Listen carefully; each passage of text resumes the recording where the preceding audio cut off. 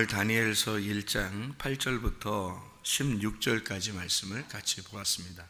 다니엘서를 보았는데요, 이 다니엘이라고 하는 사람의 이름이 하나님은 재판관, 하나님은 재판관이시다.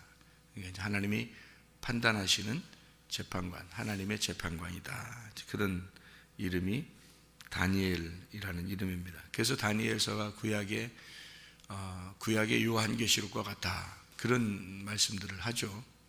다니엘은 하나님의 재판관이다. 그런데 이제 여기 1장 7절에 보면 이름이요, 환관장이 이름을 고쳐줘요. 다니엘은 벨드사살이라. 벨드사살이란 말은 뭐라고 되어 있냐면, 이게 벨이 아끼는 왕이다, 이런 말이고요.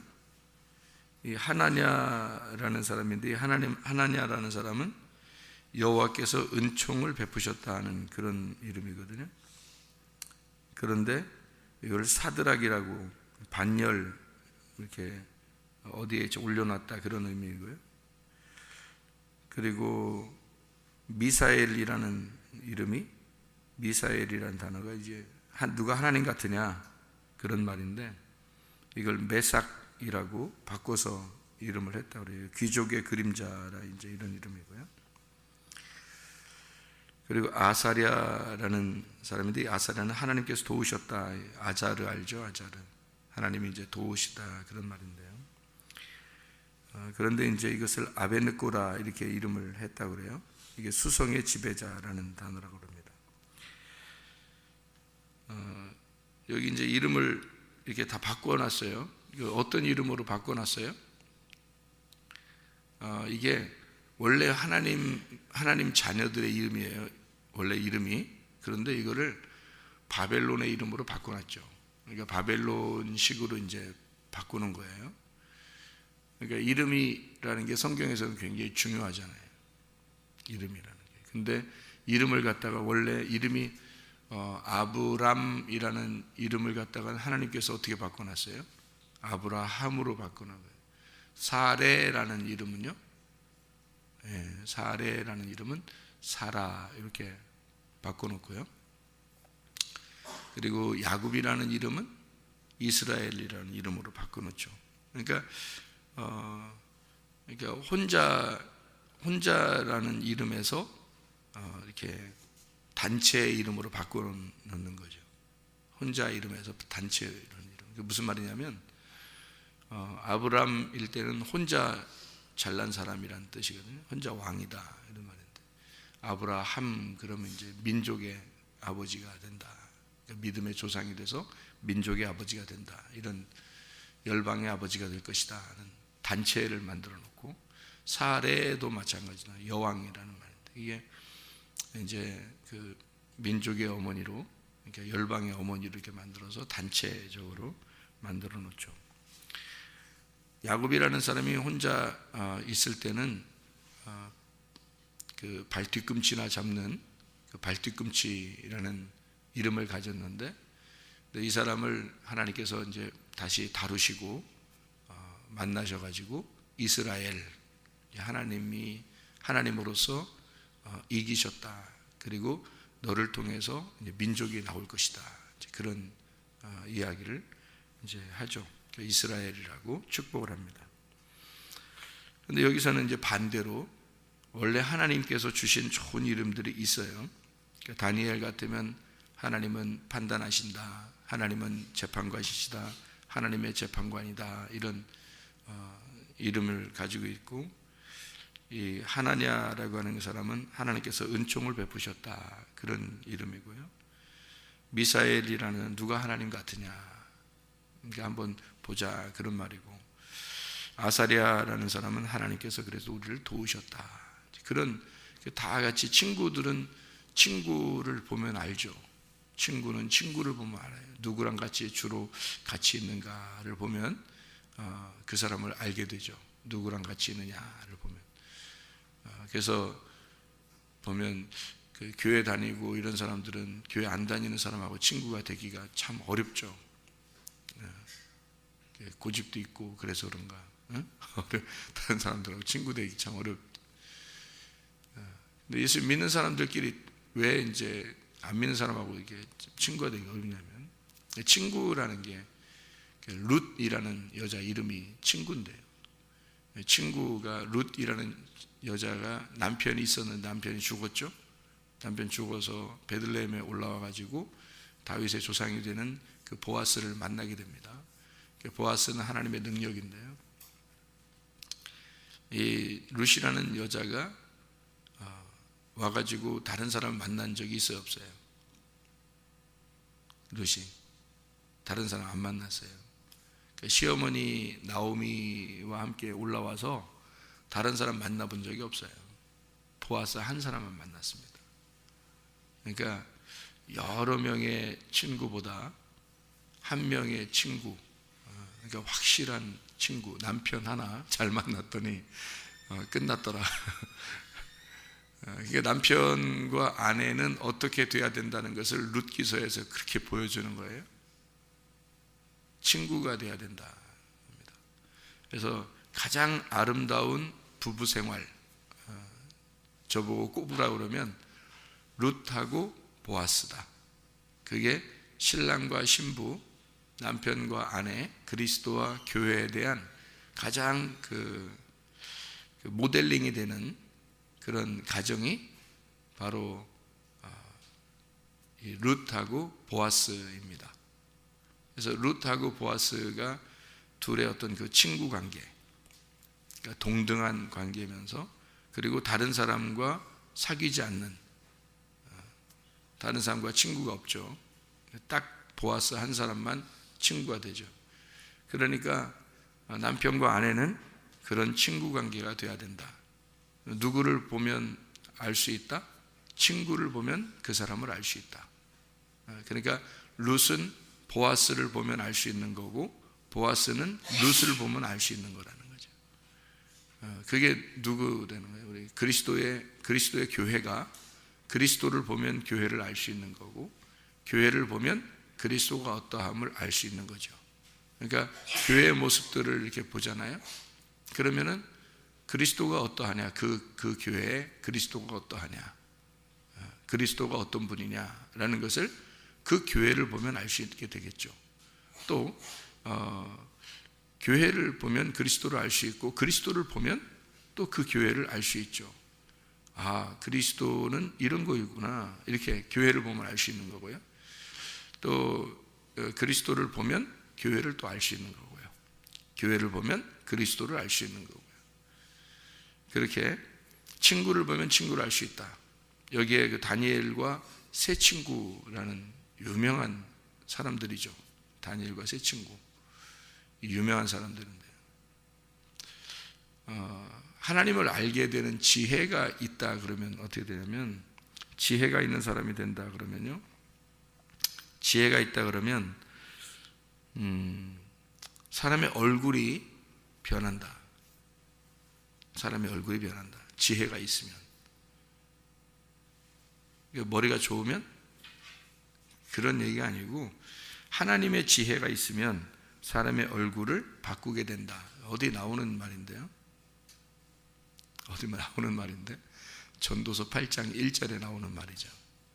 전도서 8장 1절에 뭐라고 되어 있어요? 전도서 8장 1절에 보면요, 이런 말씀이 있어요.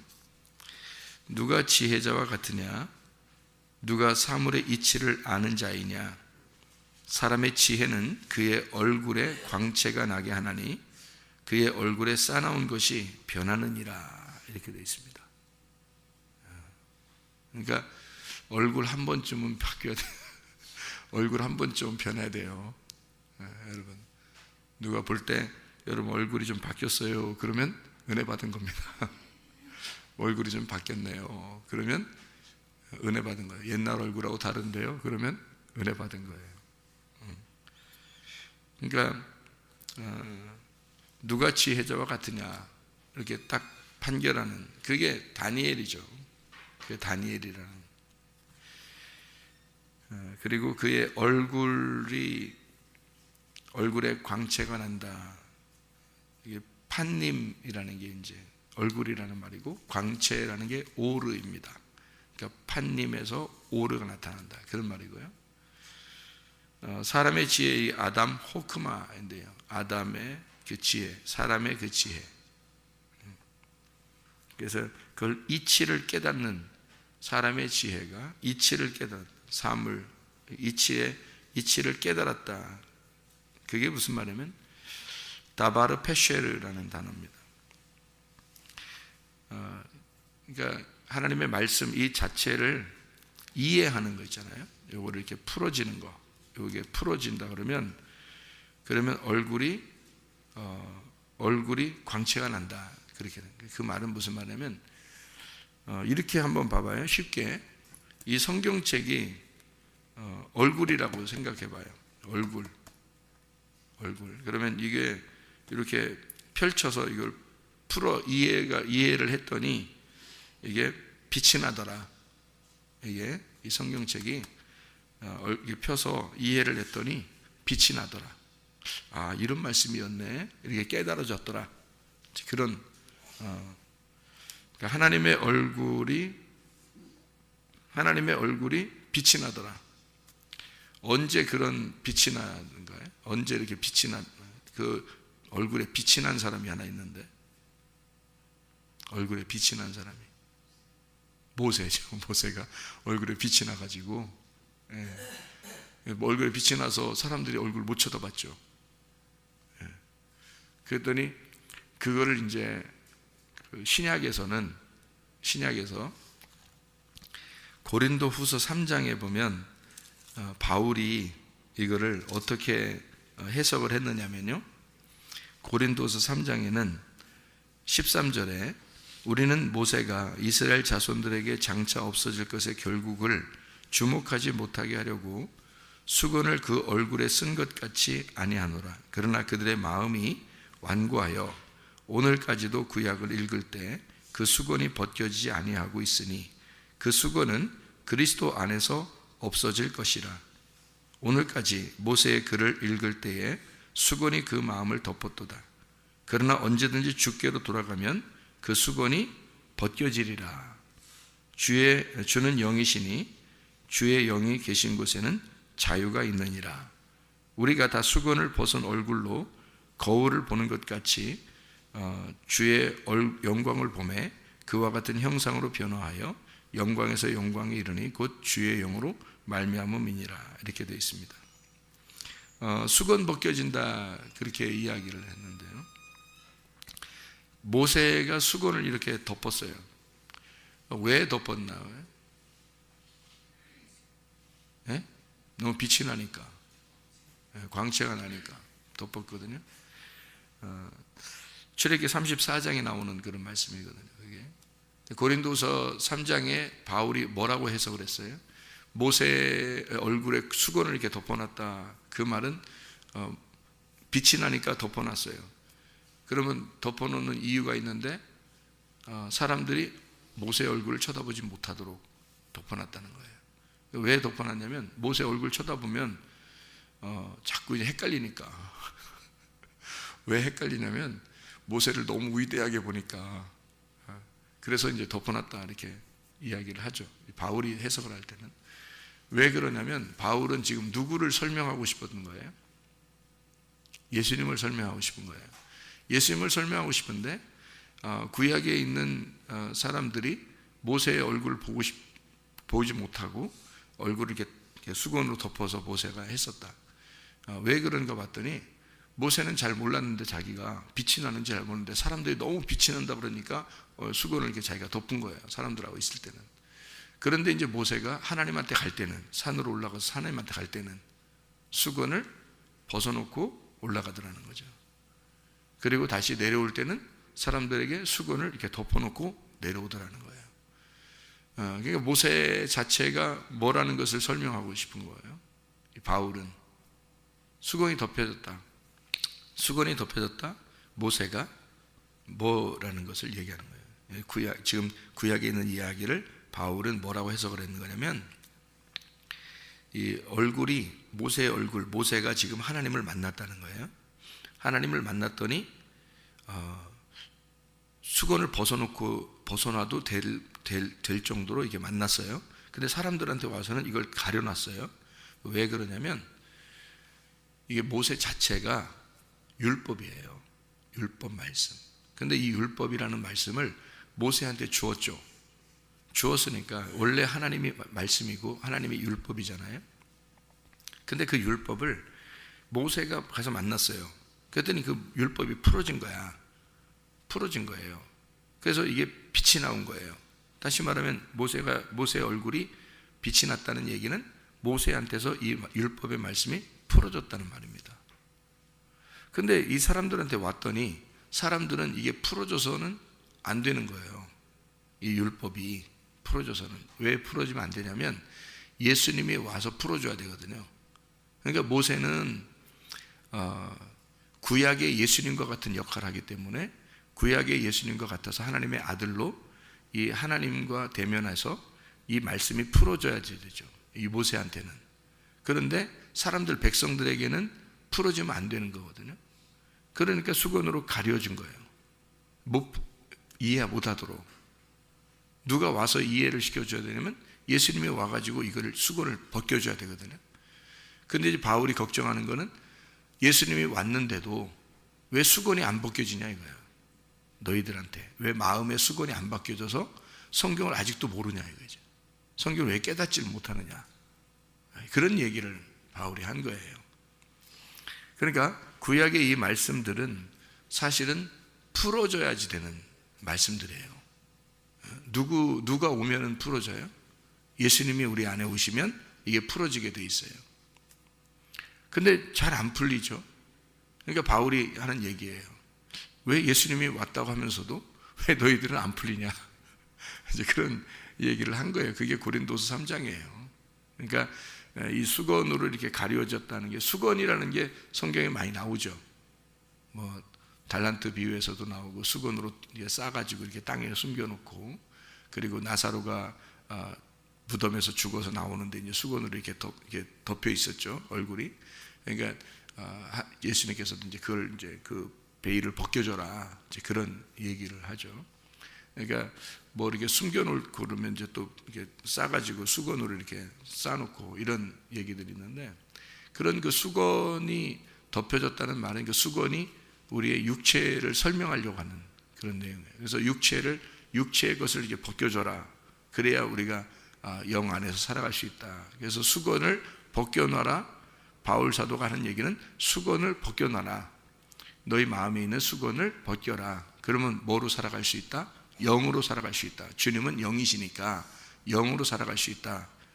반대로 뭐로 살아가지 마라? 수건 덮어놓고 살아가지 마라. 육체로 살아가지 마라. 그 말을 거기서 해주고 있죠, 고린도 3장에는. 그러니까 뭐가 우리의 눈을 가리워서 성경을 못 보게 하는 거예요? 우리의 육신이 이것을 가리워서 못 보게 하는 거예요. 그 육신이 못 보게 하는 거니까 그 육신은 뭘 말한다고요? 수건을 말한다고. 그러니까 이 수건이 찢어져야 되겠죠. 그러니까 예수 그리스도의 육체가 이것을 예수님이 십자가 못 박혀 돌아가심으로 육체가 찢어졌죠. 그래서 휘장이 찢어진 거예요.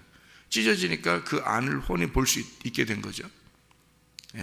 그러니까 여기 수건이라고 하는 것이 찢겨져야 되고 없어져야 된단 말이에요. 벗겨져야 된단 말이에요. 그런데 이걸 계속 이렇게 쓰이고 있는 거예요. 그러니까 우리가 어떻게 할 때 하나님 말씀이 깨달아지겠어요? 진짜 회개할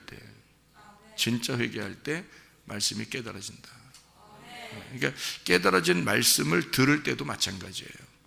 자기 마음에 육체 그 수건이 덮여져 있으면요, 이 말씀이 안 심겨집니다. 그러게요. 이게 찢겨져야 돼요. 그걸 찢겨진 밭을 좋은 밭이라 그러는 거예요. 그래서 농사를 접으면 알죠? 농사에서 좋은 밭 하면 그냥 막 밟아놓는 걸 좋은 밭이라고 그래요. 이렇게 호미로 막 판 걸 좋은 밭이라고 그래요. 호미로 판 걸 좋은 밭이라고 그래요. 그렇죠? 그러니까 뭐가 이렇게 덮여 있는 거를 좋은 밭이라고 안 해요. 딱딱한 거 이런 거 좋은 밭이라고 안 해요. 돌도 제거하고 가시도 다 제거하고 딱딱한 것들 이렇게 호미로 파가지고 이렇게 부드러워졌을 때 그걸 좋은 밭이라고 그러는 거예요. 그래서 새 영이 너희에게 오게 되면 너희 마음을 부드럽게 한 다음에 씨를 심을 거다. 하나님의 영이라는 걸 심을 거다. 이게 에스겔서 36장 26, 27절이라고 했죠. 그러니까 예수님이 죽으시면 우리가 옛날 영이, 그러니까 죽었던 영이 살아난다. 새 영이 된다. 근데 그 새 영이 된 그 마음을, 그 새 영이 들어오면 마음을 바꾸어지게 되고, 마음을 바꾸게 되면 이게 마음이 이렇게 좋은 밭이 되면 거기다가 씨를 심는다. 새 성령의 영이라고 하는 하나님의 영을 심을 것이다. 하나님의 영, 자기의 영을 심을 거다. 이렇게 나와 있단 말이에요. 그러니까 성령님은 아무한테나 들어가는 건 아닌 것 같아요. 진짜 성령님은 마음밭이 이렇게 좋은 밭인 사람들에게 들어가죠. 그러니까 마음의 밭에 할례를 받아라. 그 할례가 뭐예요? 껍질을 제거하라, 그 말이죠. 그리고 수건을 벗겨라, 똑같은 말이에요. 수건을 벗겨라, 육체를 제거해라, 할례를 마음에 받아라. 이렇게 말하는 것은 껍질을 벗겨내라, 그런 얘기죠. 그 같은 말이에요. 그래서 마음의 할례를 받으라는 말이 성경에 많이 나오는 거죠. 그러니까 너희가 육체의 할례를 받는 게 아니라 마음의 할례를 받아야 된다. 마음을 찢어라, 그런 말하죠. 수건을 찢어야 되고 이 겉에 있는 육신을 제거해야 된다. 그게 진정한 회개라고 성경은 말하는 거예요. 그래서 정말로 내가 육체의 삶을 내가 끝내야 되겠다라고 그렇게 결심하고 하나님 앞에 기도하는 사람을 회개했다라고 말하는 거예요. 주님은 그게 너의 육체를 십자가에 못 박았다, 이렇게 말하는 거죠. 그러니까 예수님이 말씀이 육체로 왔으니까 육체로 와서 그 육체가 십자가 못 박고 그리고 말씀이 살아나야 되죠. 그래 그 수건이 다 벗겨지는 거죠. 그게 이제 고린도서 3장에 설명해 놓고 있는, 바울 사도가 설명해 놓고 있는 얘기들이거든요. 자, 구약의 말씀은 그래서 이렇게 감추어져 있는데 그 감추어져 있는 걸, 율법을 이렇게 벗겨내야 된다. 근데 그 율법을 벗겨내지 못하면 너희가 속에 있는 알맹이를 먹을 수가 없다. 이제 그런 얘기가 되죠. 그러니까 껍질과 알맹이, 이것은 뭐예요? 이게 동물이에요. 이게 그 곡식이에요. 곡식이겠죠, 그죠? 껍질과 알맹이가 있다는 것은 이게 곡식이란 말이에요. 곡식. 특별히 말씀을 그러니까 깨달으면 특별히 얼굴이 바뀐다, 얼굴에 빛이 난다. 이 말은 오르, 이게 오르라는 빛이라고 하는 게요. 그게 진짜 빛이거든요. 저런 그 태양빛 이런 거 아닙니다. 진짜 빛을 말하는 거예요. 예수 그리스도를 말하는 겁니다. 그러니까 얼굴에 예수 그리스도를, 그러니까 얼굴과 얼굴을, 하나님의 얼굴을 모세가 만나는 것처럼 오르, 빛이 나서 하나님의 얼굴을 대면한다, 만난다, 그 말이에요. 이게 말씀이, 우리 말씀이 껍질이 이렇게 덮여진 게 아니라 여기에 수건이 벗겨져서 말씀을 내가 얼굴로 만난다는 얘기예요. 그러니까 말씀을 깨달았다는 얘기죠. 그 말하는 거예요. 그러니까 얼굴에 광채가 났다, 이 말은 하나님 말씀을 대면하여 깨닫게 되었다, 그 말입니다. 자, 그러면 이제 여기서 다니엘과 세 친구가요, 먹을 거를 이제 식물을 먹었더니, 곡식을 먹었더니 얼굴에 광채가 나더라, 얼굴에 빛이 나더라. 이 사람들이 더 윤택하게 됐다. 그러면 이 사람들이 어떻게 됐다는 얘기예요? 곡식을 먹을 때, 곡식은 어떤 식으로 먹죠? 여러분, 콩을 먹을 때요, 여기에 이제 그 영어로는 콩으로 되어 있는데, 영어로는 콩, 다니엘이 콩 먹었다. 콩을 그 사람들이 보통 뭐라 그러냐면요, 밭의 고기다, 이런 얘기를 하거든요. 그러니까 이 바벨론에서 고기를 자꾸 먹으라고 했더니 다니엘이 뭐라고 그러냐면, 나는 저런 고기를 안 먹어요. 밭의 고기를 먹어요. 밭에 고기 주세요. 콩 주세요. 콩. 이제 그래서 이제 이 말 때문에 그런지 모르지만 어떤 사람들은 콩을 많이 먹으면 머리가 좋아진다는 말을 해요. 콩을 많이 먹으면 진짜 머리가 좋아진다, 그런 얘기도 하거든요. 그 말이 뭐 사실인지 모르겠는데 진짜 그래서 콩을 많이 먹는 사람도 있더라고요. 잼을 먹어도 땅콩잼을 먹고 그거 퍼먹는 사람 제가 봤어요. 왜 그러냐 봤더니 머리가 좋아진다 그러면서 이렇게 땅콩잼도 이렇게 퍼먹는 사람을 봤거든요.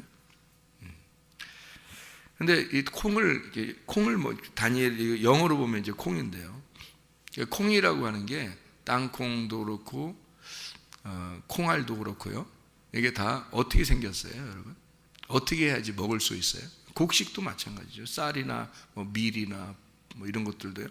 그런 거 보면 어떻게 생겼어요? 뭐하고 뭐가 이렇게 돼 있는 거예요? 네, 껍질하고 속 알맹이가 돼 있잖아요. 그러니까 꼭 곡식을 먹을 때는 어떻게 돼 있냐면 껍질을 까야 된단 말이에요. 껍질을 까야지 그 속에 있는 걸 먹을 수 있거든요. 네. 그래서 이게 자기들은 지금 식물을 주십시오. 다시 말하면 채식을 하겠습니다. 그래서 그러니까 콩, 식물, 그러니까 곡식이죠. 채식을 주십시오. 그러니까 여기서 풀만 뜯어 먹었겠어요? 토끼요? 이게 곡식이란 말이에요. 채식. 하나님이 광야에 사람들이 이렇게 나왔을 때, 이스라엘 백성들 애굽에서 탈출하여 광야에 나왔을 때 하나님이 뭘 내려주셨죠? 만나를 내려주셨습니다. 그 만나가 식물의 종류라 이렇게 되어 있습니다. 만나라면 식물의 종류, 가시와 같고 이렇게 진주와 같이 둥글둥글하게 생겼고 그리고 달콤하여 이렇게 되어 있죠. 단 말이에요. 그러니까 이게 만나가 광야의 식물이란 말이에요. 그러니까 하나님이 주신 말씀, 이것은 다 뭘로 되어 있다? 식물로 되어 있다. 그러니까 다니엘이 그걸 아는 거예요. 아니까 고기를 먹지 않고 자기는, 그러니까 광야에서 만나하고 메추라기가 내려왔었는데 메추라기를 먹는 사람들은 어떻게 됐어요? 죽었죠. 그죠? 이해가 됩니까? 메추라기를 먹을 때는 죽었어요. 그러니까 꼭 하나님은 메추라기는 일시적으로 잠깐 내린 거고요. 만나는 계속해서 준 겁니다. 만나는 가나안 땅 들어갈 때까지 계속해서 주었어요. 그러니까 이 만나가 식물인데 그 식물은 반드시 껍질을 까야 되는 거예요. 껍질을 까야 된다. 그러니까 이건 뭐를 의미하는 거예요? 율법은 그냥 먹어서는 안 되고 율법은 반드시 껍질을 까서 그 속에 있는 내용물을 먹어야 된다. 예, 그것이 식물의 특징이에요. 그래서 이 다니엘은 그걸 아니까 하나님에게 자기는 약속한 게 있고 그 말씀을 깨닫고 싶은, 그러니까 지혜를 받았다 이렇게 돼 있잖아요. 그들이 지혜가 높았다. 이 지혜라는 게 이 사람들이요, 지혜가 다른 박수나 박수 치는 거 이런 거 아닙니다. 그 박수나 그 술객 이런 사람들보다 그 사람들은 박수나 술객이라는 사람들은 그러면 뭐예요? 이 사람들은 종교심을 가진 자들이에요. 이 사람들도 종교를, 그러니까 종교적으로 하나님을 아는 사람들이에요. 그런 사람들보다 10배나 나았다, 지혜가요. 이거를 이제 우리가 여기 문자적으로 보면 10배니까 지금 우리나라로 따지면 사람들 IQ가 평균이 몇이죠? 평균이 100 안 되나 100인가 그래요. 우리나라 IQ가요. 그래도 세계에서 그래도 우수한 민족이라 그러는데 우리가 머리가 좋다고 그러거든요. 우리나라 민족이 머리가 좋다고 그래요, IQ가. 근데 IQ가 보통 100 정도 된다 그러죠. 그러니까 더 높은 사람이 있고, 그러니까 100만 넘으면 머리 좋은 사람이에요. 100 안 되는 사람이 참 많아요, 여러분 주변에. 그러니까 보면 알아요. 사람들하고 얘기해 보면 100 안 되는 것 같다, 100보다 높은 것 같다, 이거 금방 알아요.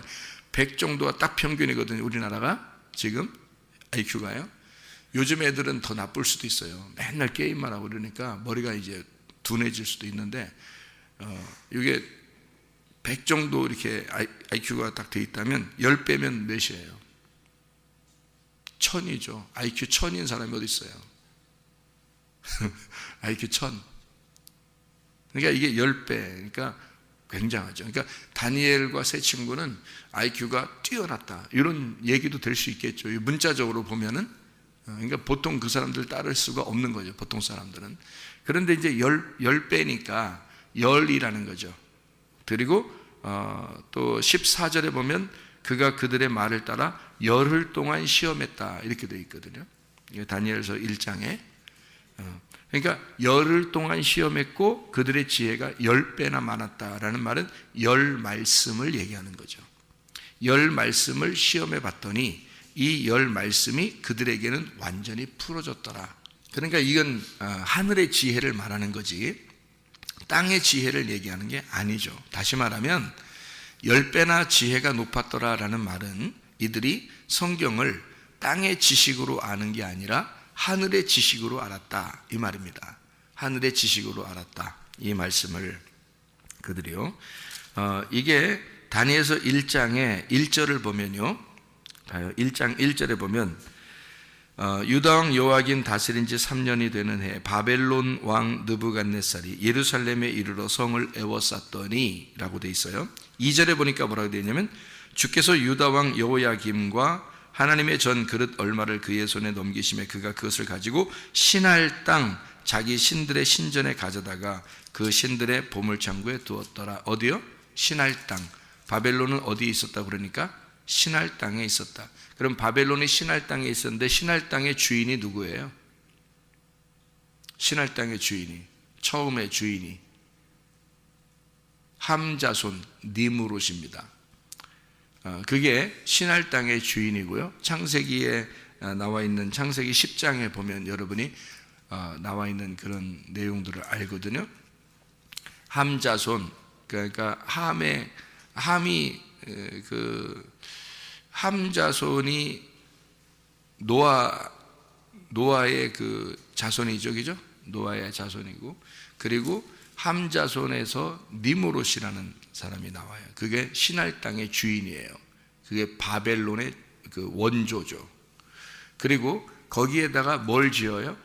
바벨 탑을 짓습니다. 그러니까 바벨 탑이 있는 바벨 탑 짓는 곳이 바벨이고요. 그게 바벨론이 되는 겁니다. 그러니까 이 바벨론은 요한계시록에도 나오죠. 그러니까 요한계시록에 왜 바벨론이 나와서 바벨론을 음녀라 그럴까요? 그리고 그것을 무너뜨려야 된다 이러죠. 그러니까 바벨론이 요한계시록을 쓸 때는 로마 시대예요. 바벨론, 메데파사, 그리스, 로마. 벌써 로마 시대에 요한계시록을 쓸 때인데 창세기 10장에 나오는 바벨탑이 있는, 그리고 여기 지금 다니엘서에 나오는 바벨론, 이것이 요한계시록에 왜 나와요? 이미 없어졌는데 나라가. 그것은 바벨론, 메데파사, 그리스, 로마, 이게 계속 다 뭐에 이루어졌다는 거죠? 바벨론의 후예들이다라는 얘기고요. 그 바벨론은 어디의 후예라는 거예요? 예, 바벨탑의 후예라는 얘기예요. 신할 땅에 있잖아요. 지금 여기서 신할 땅이라고 하잖아요. 그죠? 바벨론, 그의 신할 땅에, 이러죠? 그 신할 땅이라는 얘기를 왜 써놨겠어요, 여기에요? 바벨탑을 지은 곳이 신할 땅이에요. 그러니까 여기서 지금 다니엘 1장은 뭐를 비교하고 싶었던 거예요? 다니엘서 1장에는 뭐를 비교하고 싶었던 거예요? 바벨탑을 짓는 자와 바벨탑을 지어서 거기에 순종하지 않는 자의 비교를 하는 거예요. 그러니까 바벨탑은 뭐를, 간단하게 얘기해서 바벨탑은 뭐를 설명하는 거죠? 종교를 설명하는 거예요. 종교. 자기가 노력을 해서 바벨탑을 지어가지고 하나님까지 올라가려고 하는 거거든요. 이걸 바벨탑이라고 그러는 거야. 그러니까 바벨론, 여기 지금 바벨론의 후예들은 뭐를 하는 사람들이에요? 종교심이 뛰어난 사람들이라 하나님 앞에 올라가려고 하는 사람들을 얘기하는 거예요. 다니엘은요, 하나님의 은혜를 받으려고 하는 사람이에요. 다시 말하면 하나님이 껍질 까서 주시는 음식을 먹고 싶은 사람들, 이게 다니엘이에요. 그러니까 음식이 다른 거죠.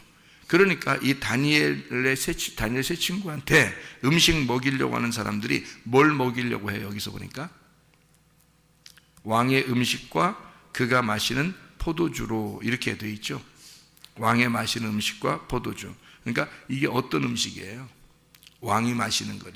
왕이 마시는, 그리고 왕이 먹는 음식들. 무슨 음식을 설명하려고 한 거예요? 예, 종교적인 제사 음식을 얘기하는 겁니다.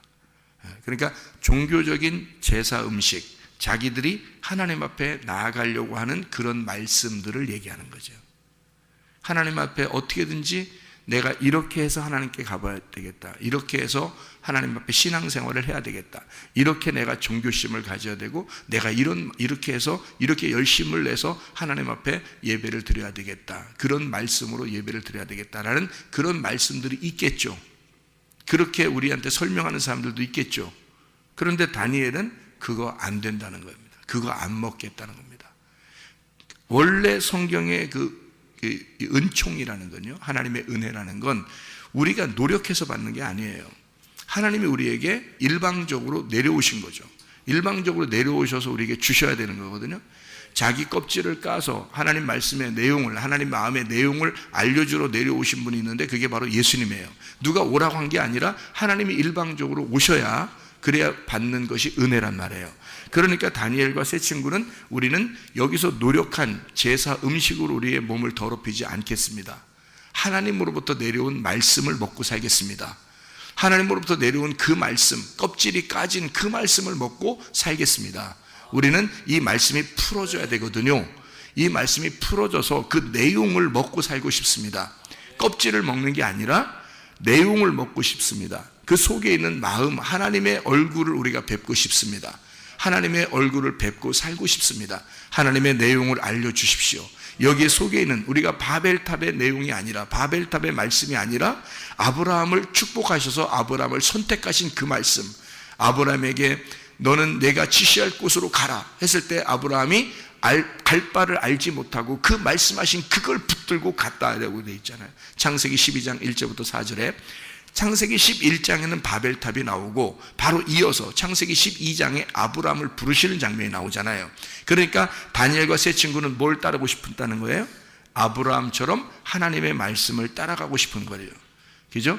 이 바벨론에 있는 사람들은요, 아니야, 너희들 그렇게 하면 안 돼. 바벨탑을 자꾸 쌓아야 돼. 이렇게 올라가야 돼. 너희들 신앙심을 열심히 갖고 열심히 해가지고 하나님 앞에 나가봐. 이렇게 창세기 11장으로 돌아가자는 얘기고, 다니엘과 세 친구는 아니야, 하나님께서 아브라함을 선택하고 그 말씀을 따라갔듯이 우리는 창세기 12장을 따라갈 거야. 아브라함에게 말씀하셨던 그 주님을 따라갈 거야. 그런 내용이겠죠. 그죠? 음식이 다르죠. 창세기 11장의 음식과 창세기 12장의 음식, 어느 것을 먹겠느냐? 여러분 다니엘과 세 친구처럼 하나님의 말씀이 풀어지고 하나님의 마음의 내용을 깨닫고 주님의 얼굴을 대면하고 주님 안에서 얼굴 수건이 벗겨진, 그래서 마음의 할례를 받아 하나님의 말씀 안에서 주님과 동행하다가 주님 만나시기를 바랍니다. 기도하겠습니다.